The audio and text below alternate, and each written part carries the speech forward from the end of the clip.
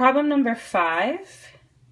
Carol owns a t-shirt company where she both designs and produces t-shirts for local individuals and businesses. Carol paid $1,800 for the printing machine, and it costs an additional $5 for each t-shirt produced. An equation to model this situation is C equals 1,800 plus 5t. What is the y-intercept and what does it mean in the context of the problem? Well, the y-intercept is 1,800, but what it means is it's how much it's her initial costs, right? So how much she initially paid at the beginning before she even ever made any t-shirts. Now, what is the slope and what does it mean? The slope is 5. And what it means is how much each shirt costs for her to make on top of the initial $1,800 that she spent. So you need to write out the explanations. Now we're going to graph this. We have to decide on a scale. So here's the thing a lot of people forget when they're making graphs.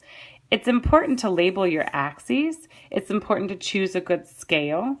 So I'm going to say, I'm going to put, I only need my first quadrant here because negative numbers of t-shirts and negative dollars here, well, negative numbers of t-shirts don't make sense.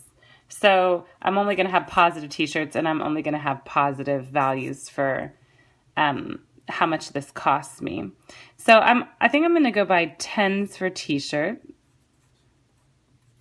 because making one t-shirt at a time doesn't make as much sense. And I'm going to write t-shirts down here. And then here, one of the things that we're looking at is that we're starting at 1,800 on the y-axis for cost. And we're going up from there. So this is one of those cases, normally we assume that this is 0. Notice I went 2 blocks to 10, 2 blocks to 20, 2 blocks to 30. So 0 is part of my counting. But when you're starting up at 1,800, you don't want to have to jump all the way up there. So what I'm going to do is I'm going to make a break in the graph.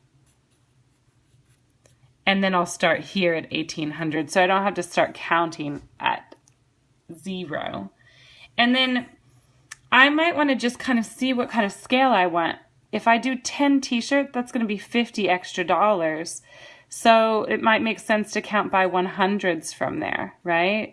Or maybe this is 18,100, 18,200, 18,300, 18,400.